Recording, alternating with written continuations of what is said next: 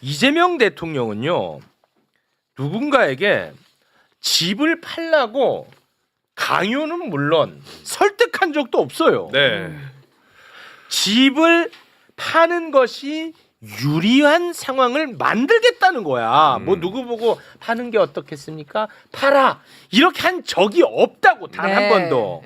그럼에도 불구하고 국민의힘과 언론에서는 이재명 대통령이 보유하고 있던 성남시 아파트를 팔라고 난리를 쳤습니다. 네.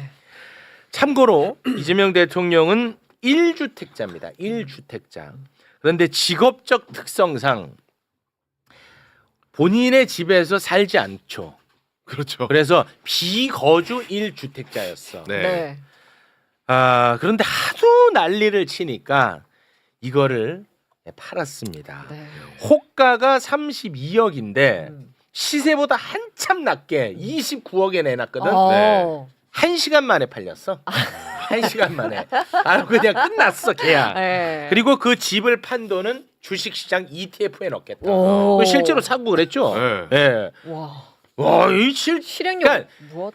인생을 그냥 대통령의 그냥 맞아. 그냥 올인. 올인이야 네. 올인. 근데 뭐 이렇게까지 할 필요는 없었음에도 불구하고 이렇게 했습니다. 네.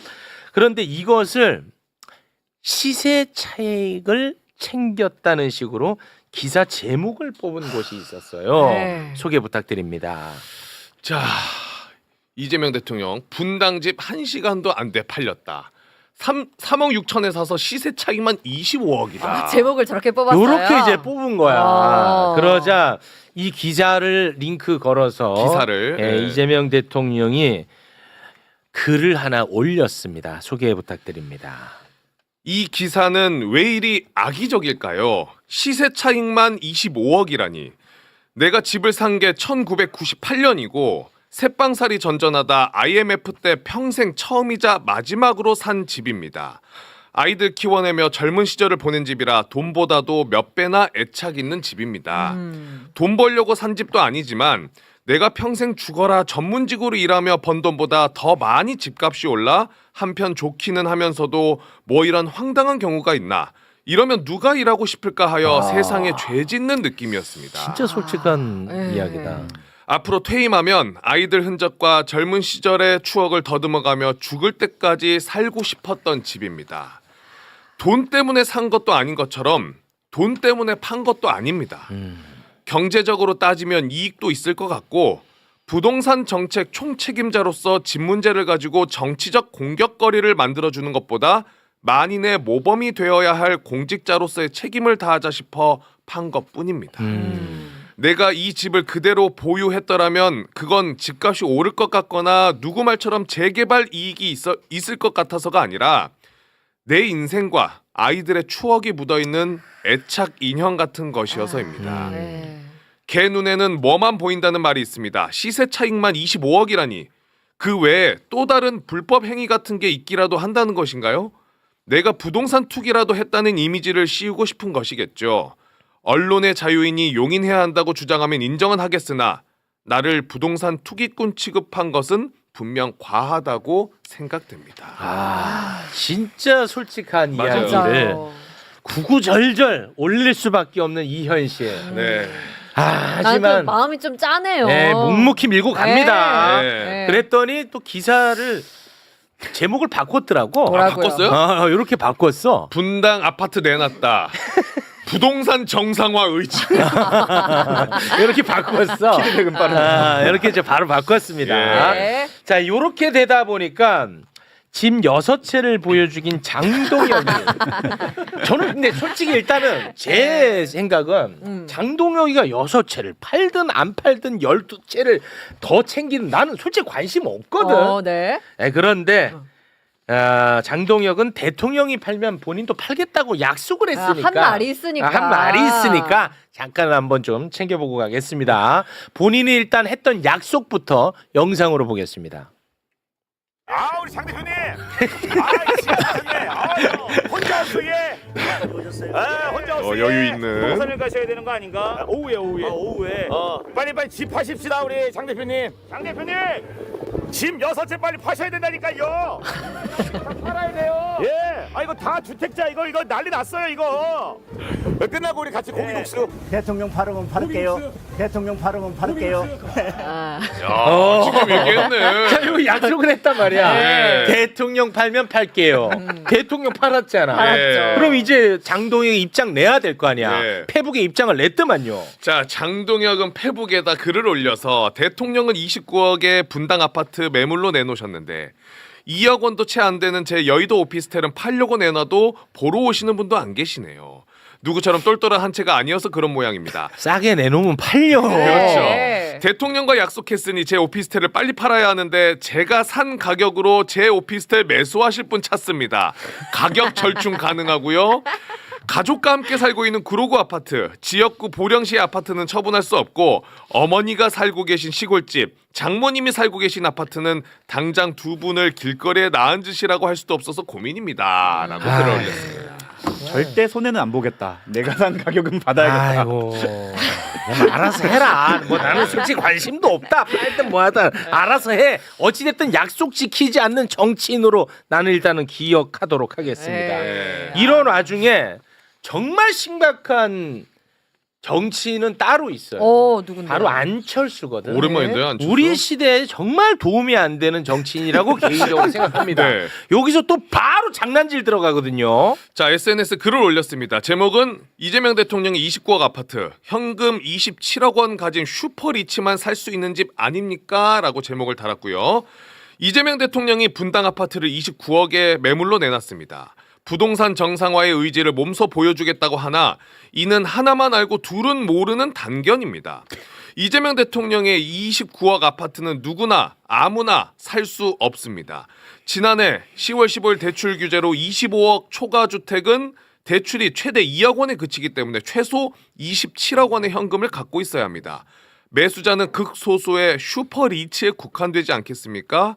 거듭 말씀드리지만 진정 부동산 시장을 정상화하고 싶다면 평범한 실수요자들이 집을 마련할 수 있도록 대출 기회 확대도 함께 논의하시길 바랍니다. 이 진짜 얼마나 나쁜 정치인이야. 얼핏 보면은 맞는 말 같기도 수긍이 하고. 되는 것 같이 네. 보이는데 네. 그럼 얘 말대로라면 평범한 서민들이 네. 27억 빚내라는 거야. 제가 그래서 계산을 해봤거든요. 그럼 아. 월 이자만 이자. 원금 안 갖고 월 이자만 1,125만 원을 내야 되더라고요. 와. 평범한 서민들 와. 한 달에 이자만 1,000만 원씩 내게끔 만들자는 거야. 이 얼마나 나쁜 정치인이야. 왜 가만히 있어 분노 안 하고. 그러네. 아니 근데 저분은 바보인 척 하는 겁니까? 원래 그런 겁니까? 진짜 궁금해요. 아 진짜 너무 나쁜 정치인이야 이 사람은. 예, 뭐 안철수 의원은 제가 뭐 말할 게 별로 없고요. 이건 재선에서 가치가 없었어. 맞습니다. 네. 오세훈하고도 제가 예. 하기에 좀 복잡합니다. 예, 맞습니다.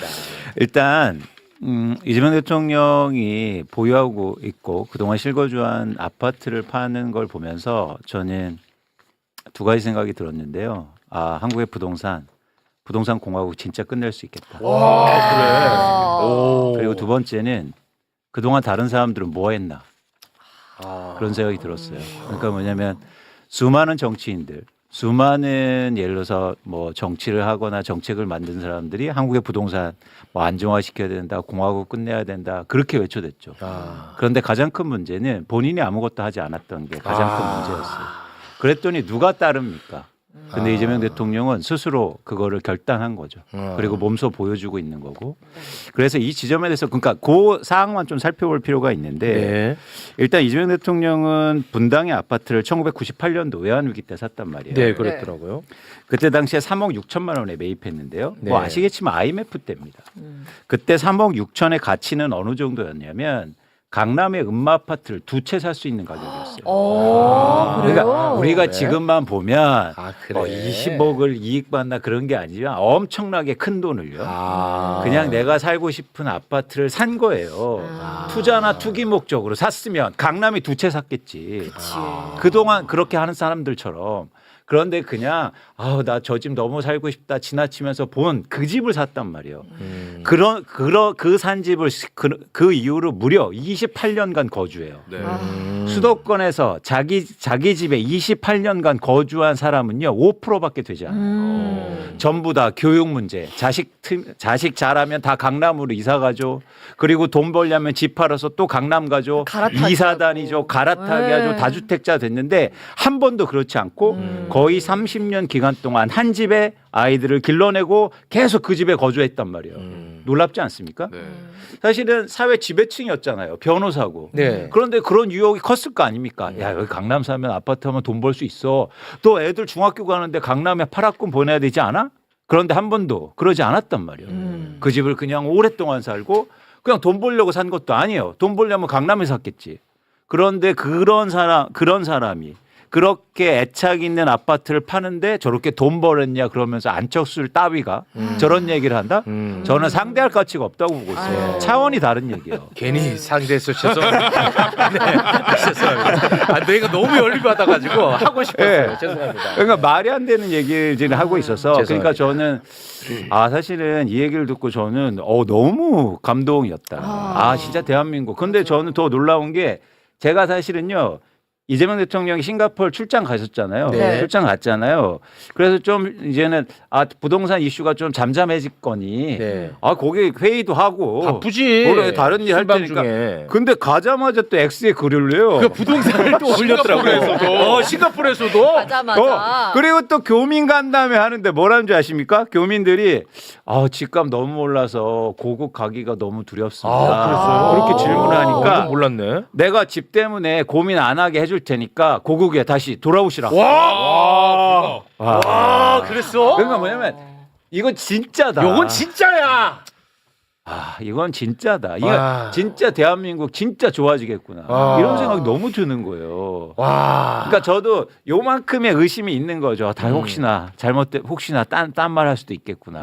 뭐 이런 생각을 할 수도 있는데 와 네. 이건 진짜다. 요건 맞아. 진짜다. 네, 이건 돌이킬 수도 없고 돌이킬 그냥 앞으로 수 없어. 그러면 어쩌면 이런 신뢰가 쌓이면 대한민국의 부동산 시장이 정말로 변할 수 있고 우리 미래를 위해서 진짜로 좋아질 수 있겠다 이런 생각이 드는 거예요. 네.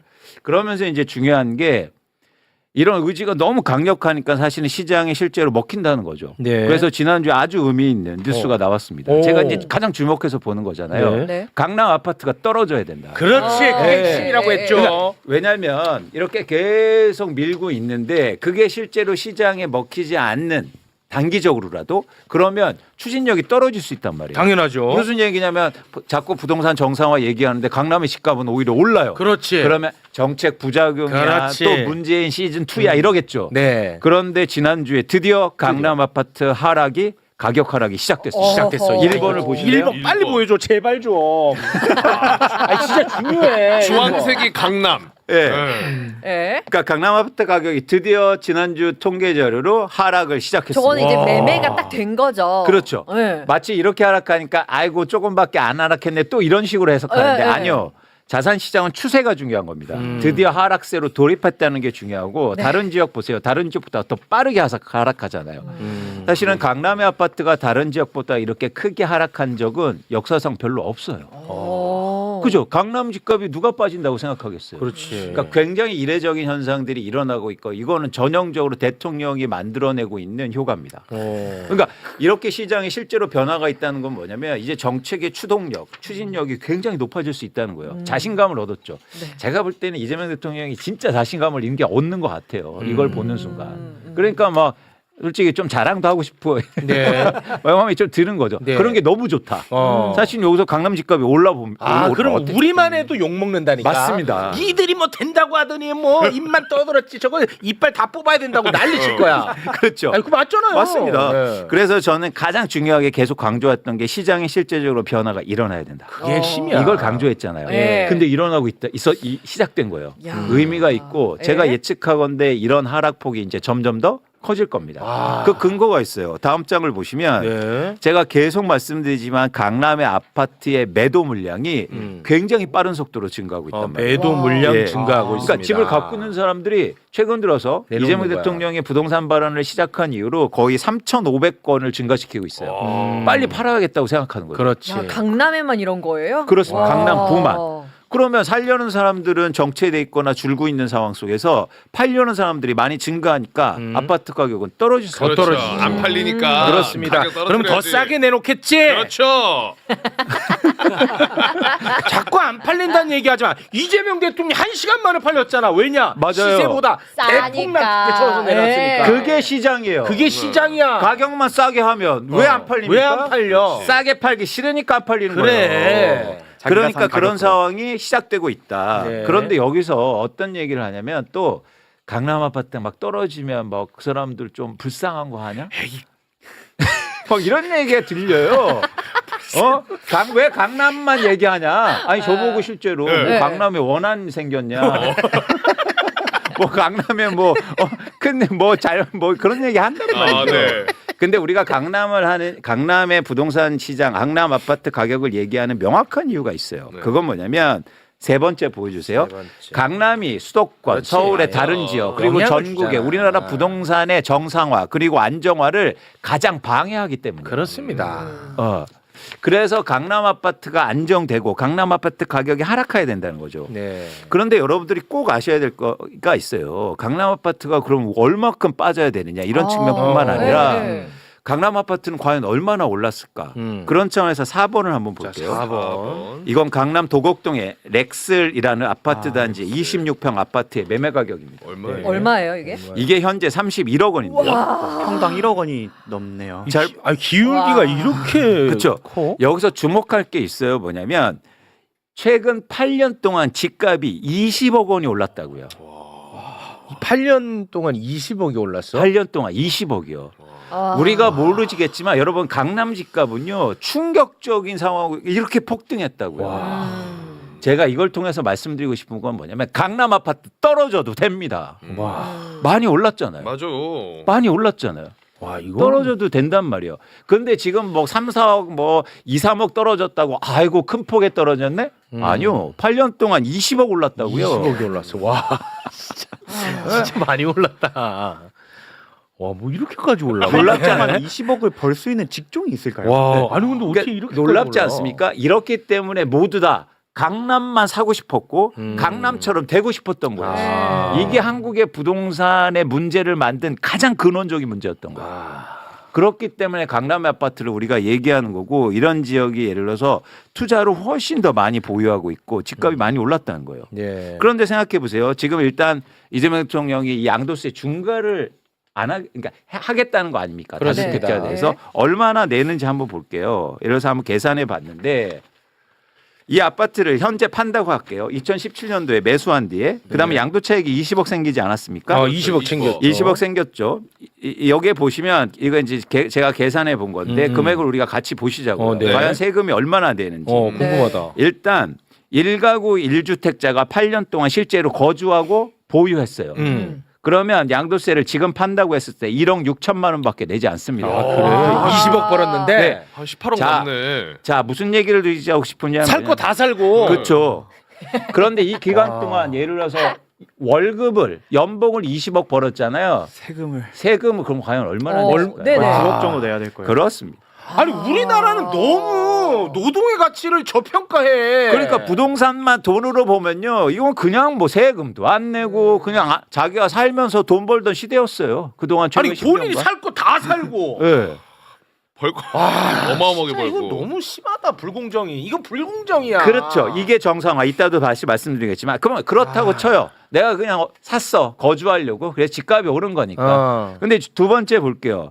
예를 들면 1가구 2주택자가 2년 보유하고 8년 동안 보유만 했어요. 이해하시죠? 2년 거주하고 거주한 8년 다음에 보유. 나는 오케이. 다른 데 이사 가서 전세로 살았어. 오케이. 이 집은 거주하고 있어. 어. 지금 팔잖아요. 그래도 세금은 2억 9천밖에 안 냅니다.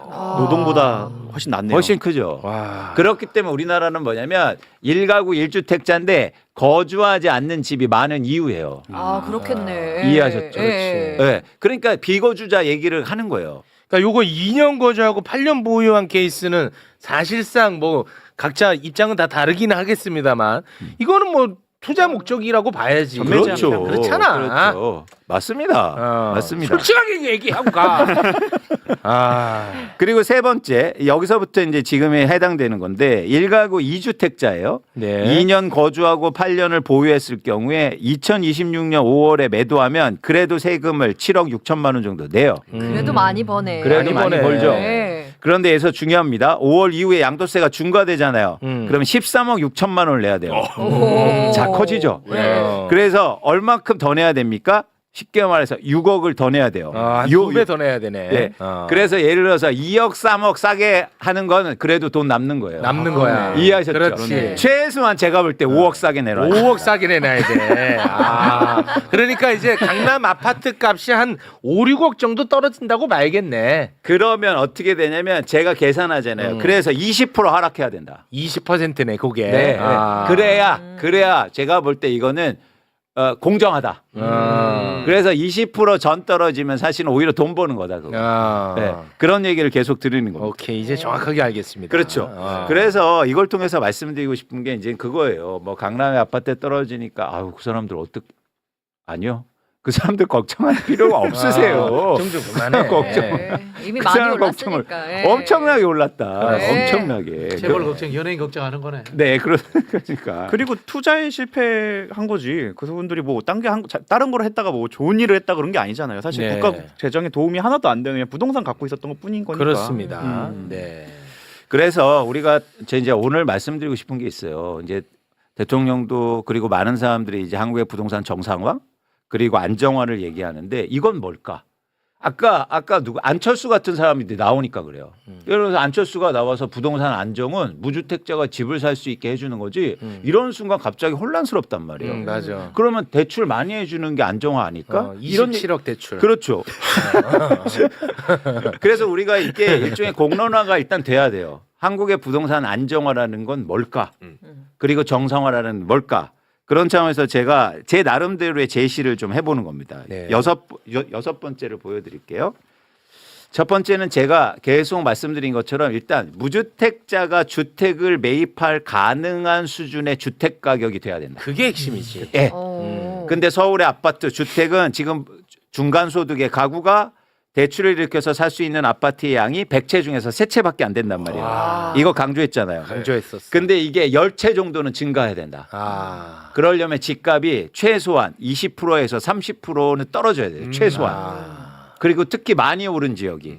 그래야 무주택자의 중간 가구가 대출 받아서 그래도 희망을 갖고 내 집 마련을 할 수 있는 상황으로 진입하게 됩니다. 그렇지. 이거예요. 네. 그래서 부동산 정상화는 첫 번째보다 집값이 떨어져야 된다는 얘기예요. 값이 떨어져야 돼. 이거 명확하게 갖고 가자고요. 네. 두 번째는 정상화는 뭐냐? 부동산 가격 상승에 따라서 엄청나게 아까 말씀드린 거 불로소득이 있잖아요. 네. 이 불로소득을 억제해야 되는 게 바로 정상화다. 불로소득. 그러니까 8년 동안 20억 원을 벌었는데 뭐 집 잘 투자했으면 2억 원 세금밖에 안 되고 뭐 그래요. 이건 아니죠. 그건 안 돼. 그래서 세금의 정상화를 통해서 불로소득을 최대한 억제할 수 있는 방향이 바로 정상화로 전 생각하는 거죠. 네. 그리고 세 번째는 아파트 대출이라든가 청약, 공급, 세금이 전반적으로 공정해야 된다. 그렇지. 예. 요거는 중요해. 이거는 이제 제가 누누이 말씀드릴 건데 뭐냐면 예를 들어서 청약 같은 경우에 강남에 새 아파트가 이제는 시장에 나와서 청약을 받습니다. 네. 그런데도요 20억짜리 아파트예요. 그럼 이거 무주택자나 일반 사람들이 살 수 있습니까? 조건이 불가하죠. 그렇죠. 그렇기 때문에 대부분 요즘 어떻게 하냐면 부모가 다 증여해줘서 또 부잣집 아들만 새 아파트를 또 청약받아요. 아, 강남 청약은 그렇죠. 어. 과연 이게 공정하냐는 거예요. 어. 예. 예. 그래서 이런 부분에 대해서 우리가 지속적으로 고민하는 게 바로 정상화의 하는 흐름이다라는 거죠.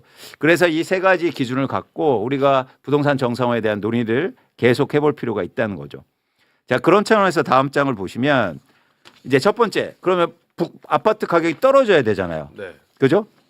7번 보여주세요. 아파트 가격이 떨어져야 되냐면 가장 빠른 방법은 뭐냐면 아까 말씀드린 것처럼 아파트 매도 물량이 많이 증가해야 됩니다. 네. 그렇잖아요. 그래야 네. 집값이 떨어지잖아요. 지금 그렇죠. 보시고 계시잖아요. 네. 네. 그러기 위해서 이제 다주택자 매도 물량이 증가하잖아요. 네. 근데 5월 9일 이후로는 다주택자가 또 안 팔 수도 있어요. 네, 네. 그렇습니다. 팔 이유가 없단 말이에요. 네. 그렇기 때문에 이재명 대통령이 어떤 얘기를 하냐면 보유하는 것도 부담스러워 하겠다.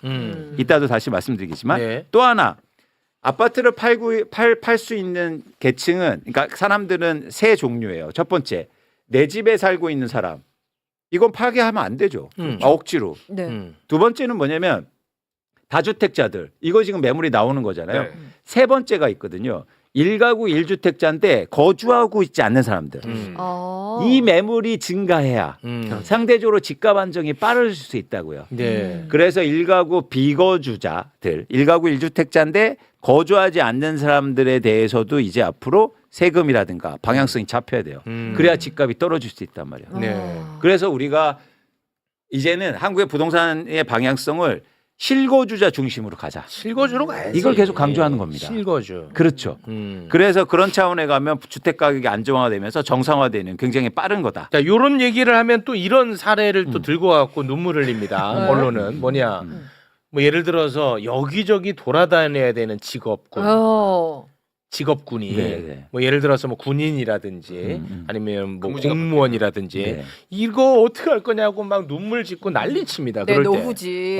다 봐줘요. 아, 다 내지 않게 하면 돼요. 그 뭐가 문제입니까?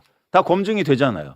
아, 그거는 가능해. 예. 아, 그러니까 그런 사람들 예외. 당연히 예외죠. 해주면 당연 된다. 어쩔 수 없이 돌아다니고 막 힘들게 오히려 일하는데 당연히 배려해 줘야 됩니다. 아, 그건 돼. 우리나라가요 데이터가 엄청 많기 때문에 그런 거 다 구별해낼 수 있어요. 아, 오케이. 예? 네. 그런데 막 그렇게 허위로 막 그 지역에서 일한다고 하고 맨날 밤에 와서 여기서 빵 사 먹어. 그런 거 다 걸러낼 수 있거든. 아. 그래서 대통령께서 부동산원을 만들어서 네. 금감원처럼 너네 장난치면 폐가망신하겠다. 폐가망신 가야 돼. 이런 거를 그 만드는 집은 거죠. 바로 그냥 옆집 소유로 귀속시켜. 거짓말하는 건 이건 아주 악의적이잖아. 안 되죠, 안 되죠. 되지. 그러면 막 더 세금을 많이 물게 하거나 이거 충분히 가능하다. 그렇지, 이런 그렇지. 거죠. 그래서 앞으로 계속 우리가 주택 가격을 안정화를 하려면 다주택자뿐만 아니라 1가구 비거주자, 1가구 2주택의 비거주자에 대해서도 우리가 관심을 가져야 된다. 오케이. 자, 두 번째는 뭐냐면 아까 말씀드린 그 정상화의 핵심이 뭡니까? 부동산 가격 상승에 따른 과도한 불로소득을 억제해야 된다고 말씀하셨잖아요.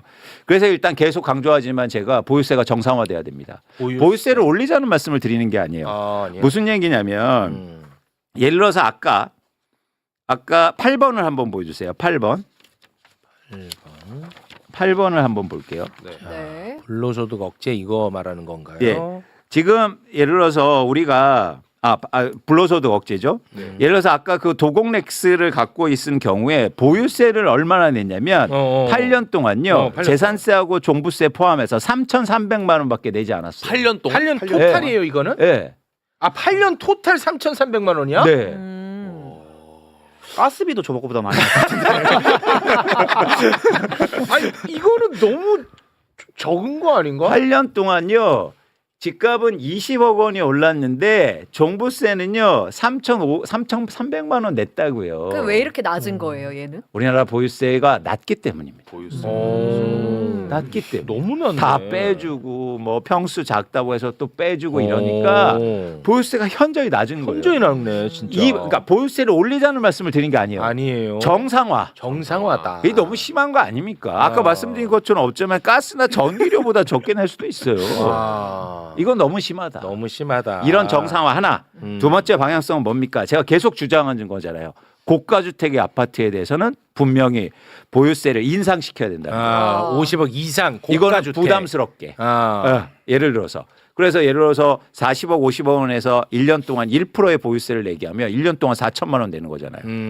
그렇죠. 그러면 이제 부담스러운 수준이니까 과도하게 불로소득을 추구하진 않을 겁니다. 그렇지. 50억 이상 주택을 뭐 세 채 갖고 있다. 아우 야 이거는 좀 부담스럽다. 그럼요. 야 그럼 두 채는 내놓자. 이렇게 이제 된다는 그렇지. 겁니다. 50억 이상. 네. 그렇죠. 네. 이 방향성으로 우리가 이제 세 번째 아까 예를 들어서 청약이라든가 이런 거는 제가 시간이 적으니까 계속 말씀드릴게요. 일단 두 가지 말씀드렸어요. 첫 번째는 부동산 가격을 안정시키기 위해서 매도 물량을 증가시켜야 된다. 두 번째는 뭐냐면 보유세나든지 세금을 정상시켜서 한국의 부동산 관련된 불로소득을 최대한 억제해야 된다. 그런데 이런 종합해서 한국의 부동산의 시장의 안정화, 정상화의 방향성이죠. 그런데 이번에 이재명 대통령이 X에다 올린 글이 정확하게 이 방향성을 지칭하고 있단 말이에요. 그래서 이걸 한번 보자고요. 네네. 굉장히 중요합니다. 10번을 한번 볼게요. 10번. 자, 여기서 어디 빨간 글씨를 볼까요? 처음부터 한번 볼게요.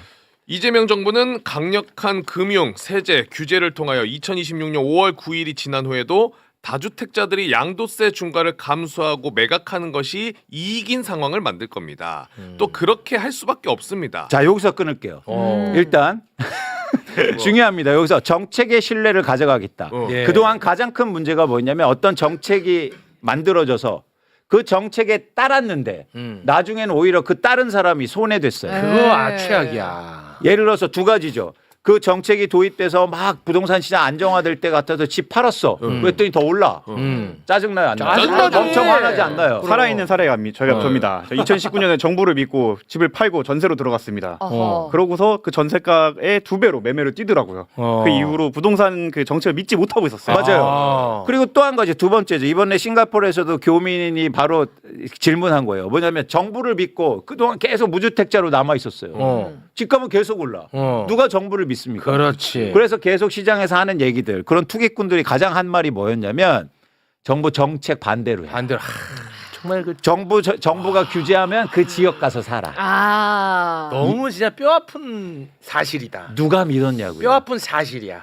그래서 이 문구는 뭐냐면 이재명 대통령이 정확하게 얘기하는 거예요. 이제 정책이 신뢰가 중요하다. 그래서 오히려 정책을 믿고 따라한 사람들이 유리하도록 나는 만들겠다라는 거예요. 자, 두 번째 문장이 되게 중요합니다. 정책 수단을 총동원해 다주택자는 물론 주거용 아닌 투기용 1주택자도 보유보다 매각이 유리한 상황을 만들 겁니다. 초고가 주택은 선진국 수도 수준에 상응하는 부담과 규제를 안게 될 것입니다. 정확하게 얘기합니다. 아까 정상화의 방향성 첫 번째 부동산 가격을 떨어뜨리기 위해서 매물이 증가해야 되죠. 그렇습니다. 그래서 뭐라고 얘기합니까? 매각이 유리한 상황으로 만들 것이다. 그렇죠. 두 번째, 부동산의 불로소득이 불공정하다. 그렇기 때문에 초고가 주택에 대해서 선진국 수준에 상응하는 부담과 규제를 적용할 거다. 아 무섭긴 하다 이거. 집 다주택자는 무섭겠다. 이재명은 합니다. 네. 무서울 것도 없어. 무슨 뭐 손해 보냐? 손해 보는 것도 아니야. 덜 이득 보는 거야. 맞습니다. 무서울 것도 없어. 뭐가 무서워? 그쵸. 얘는 맨날 다주택자 걱정해요. 잠을 못 자요 얘는. 아이고야, 네. 그래서 저는요. 그러니까 그래야 된다고 생각해요. 정책이나 정치는 효율적이어야 되고 그리고 공정해야 된다. 그런 차원에서 지금 이재명 대통령의 부동산 정책은 이 두 가지를 같이 지향하고 같이 있습니다. 갑니다. 시장에 맞도록 효율적이에요. 네. 그리고 또 공정해요. 이건 됐다. 됐다. 요건 된 거야. 된다. 요건 됐어. 자, 이러면 이런 방향성을 우리가 계속 앞으로 추진해 나가면 됩니다. 네. 그런데 이런 과정에서 제가 누누이 말씀드리지만 가장 중요한 건 이제는 입법이요. 입법으로 갑니다. 입법이 없으면 이게 도루묵이에요. 네. 네. 근데 입법은 대통령이 할 수 있는 일이 아니잖아요. 그렇습니다. 이제 국회가 해줘야 됩니다. 아 입법으로 가야 돼. 네. 그래서 우리가 이걸 계속 입법 과정으로 논의하고 이런 두 가지 방향성 잊지 마세요. 시장의 가격을 떨어뜨리기 위해서 예를 들어서 매도 물량이 증가하는 방향성. 두 번째는 불로소득을 최대한 억제하기 위해서 그런 보유세라든가 초고가 주택에 대해서 세금 부담을 가중하는 것. 네. 이 방향성으로 가야 된다는 겁니다. 네. 아 이거 아주 깔끔하게 정리가 됐습니다. 네. 아 그래도 어찌됐든 시장이 반응하고 있어서 그게 얼마나 다행인지 몰라요. 그렇습니다. 진짜. 저 진짜 이게 불안했거든요. 어. 혹시나 가격 오르면 그럼 이거 진짜 이광수는 도루묵 이제는 진짜. 이광수는 끝나. 우리도 못 불러. 이광수가 끝나는 게 어. 대한민국 끝나요. 아, 왜냐면- 그것도 맞고. 와. 진짜 끝나요. 어. 네, 끝나요. 네. 이광수와 대한민국 운명 공동체. 운명 공동체야. 진짜 연동돼 있습니다. 대한민국 운명하고. 저 막 이제는 막 죽이려고 하겠지. 그렇지. 너 때문에 또 집 못 샀느니, 못 샀다. 또 네 말 믿고 또 기다렸다가 또 집값 올랐다. 그때라도 살 걸. 예를 들어서 그렇지. 집주인이 1억 싸게 팔 때 살 걸. 네. 5월 8일 날 살 걸. 막 이런 얘기 엄청 넘쳐나겠죠. 엄청 넘쳐납니다. 근데 이게 시작입니다, 시작. 이제 시작에 이제 불과합니다. 시작이에요. 예. 계속 지켜봐야 되고 사실 여러분들 너무 이 상황을 이건 분명히 말씀드리지만 한국의 부동산 시장이 정상화로 가는 거다. 네. 저는 우리가 언제까지 이래야 됩니까? 그만하자, 여러분 진짜 이 이제 나라. 그만. 예. 네. 우리 아이들한테도요. 맞아. 이건 아니야. 무슨 관광버스 빌려서요 임장 다니게 할 수 없어요. 이거 그만하자. 그게 진짜. 이게 무슨 맞아. 나라입니까? 네. 어? 맞습니다. 맨날 지금요 어디 가면 이 불과 올해 지난해 말부터 올해 초까지만 해도요 20, 30대가요 관광버스 빌려다가 막 또 수도권 집 보러 다니고 이랬어요. 그만합시다 진짜. 이게 나라입니까? 무슨 나라가 애들한테 부동산 투기를 알려주는 나라예요. 그렇습니다. 꿈이 뭐냐 하면 다 건물주라고. 건물주. 예. 그게 무슨 나라입니까? 그렇죠. 이거는 안 돼. 그렇습니다. 그리고 40, 50대는 그동안 정부를 믿고 무주택을 유지했는데 네. 지금 누군가는 막 정부 비웃으면서 집 산 애들은 옆에서 낄낄대고 낄낄대더라고. 계속. 그 다음에 뭐라고 했습니까? 너는 벼락거지야. 뭐 이러면서 놀림도 하고 이게 나라입니까? 열심히 일한 사람이 존중받지 못하고 예를 들어서 8년 동안 그냥 강남 아파트 그냥 산 사람은 20억 돈 벌고 그리고 세금 2억 원도 안 내고 이건 나라가 아니죠. 왜 노동소득에 가장 세금을 많이 물리냐 이거야. 그렇죠. 이건 진짜 이상한 거 아니에요? 늘 보면 민주당 정부가 민주당 지지자들을 제일 많이 공격해. 아. 유리지갑 월급쟁이들 늘 괴롭혀요. 이게 말이 안 돼. 노동소득에 어떻게 세금을 제일 많이 부과해. 그냥 내가 살 거 다 살고 그냥 투자할 거 다 투자하고 거기서는 불로소득에는 세금을 부과하지 않아. 그렇죠. 이 말이 돼? 그렇습니다. 그러니까 뭘 했어 그동안 이광수. 아니 똑똑한 사람들이 이런 거에 대해서 목소리를 냈어야지. 반성합니다. 아이고. 네, 그러니까 저희가 정말 이번에 끝내야 된다. 진짜. 네.